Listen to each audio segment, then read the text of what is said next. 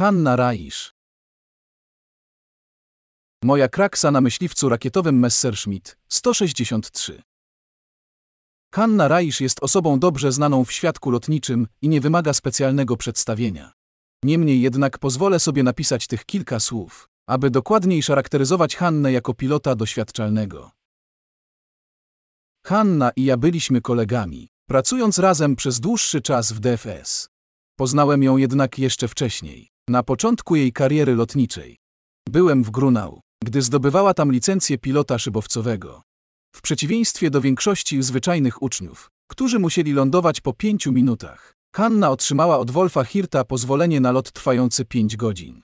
Tym samym pobiła światowy rekord długotrwałości lotu na szybowcu.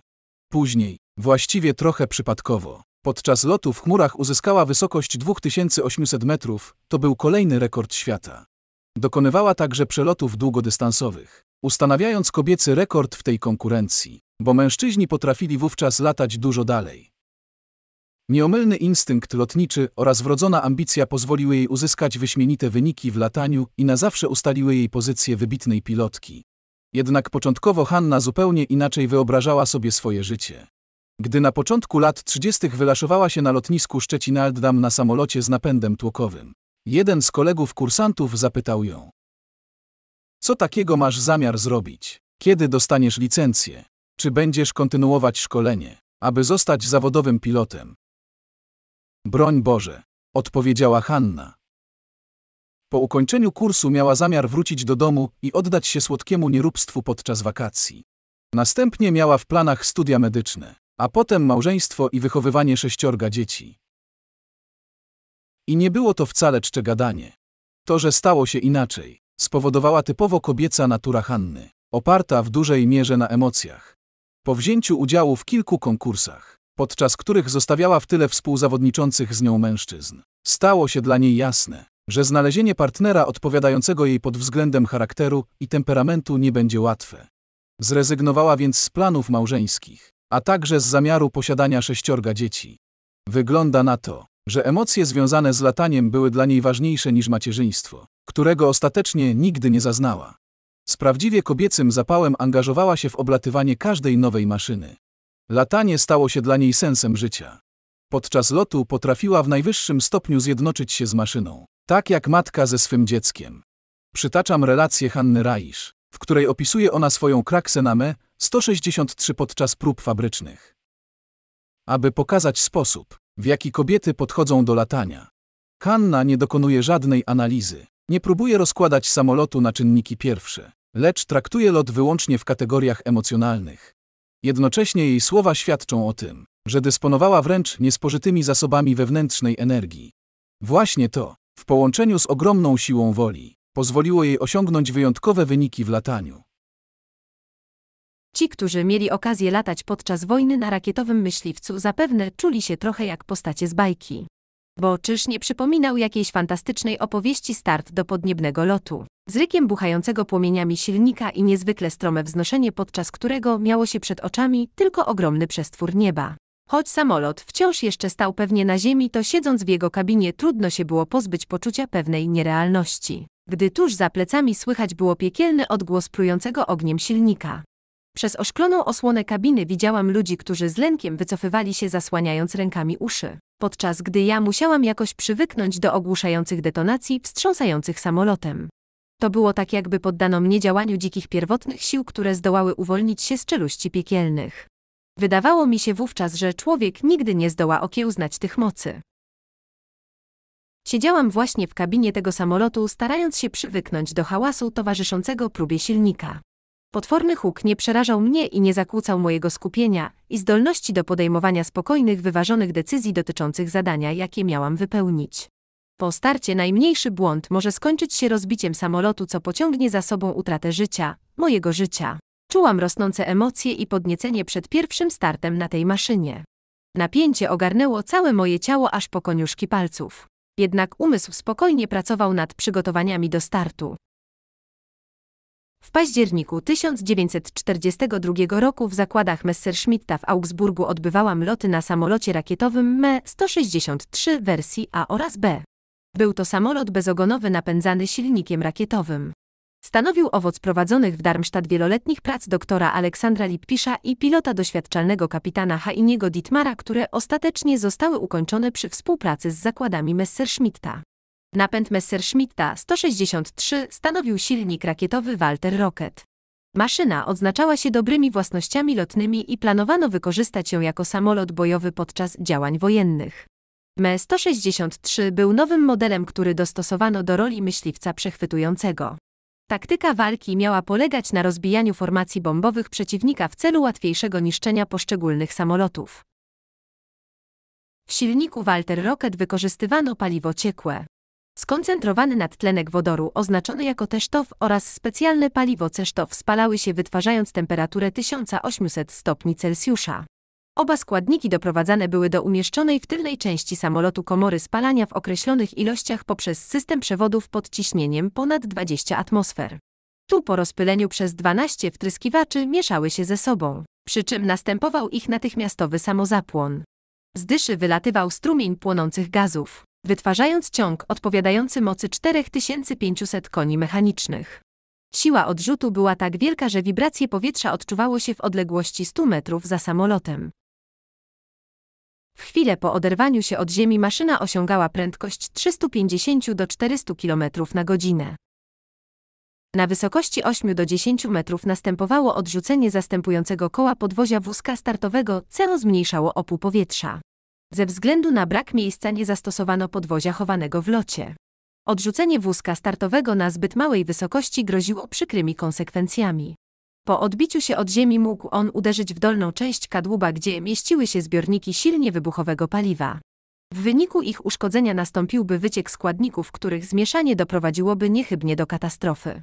Po odrzuceniu podwozia samolot gwałtownie przyspieszał do prędkości 800 km na godzinę, wznosząc się pod kątem 60 do 70 stopni i w ciągu zaledwie 1,5 minuty osiągał wysokość 10 000 metrów.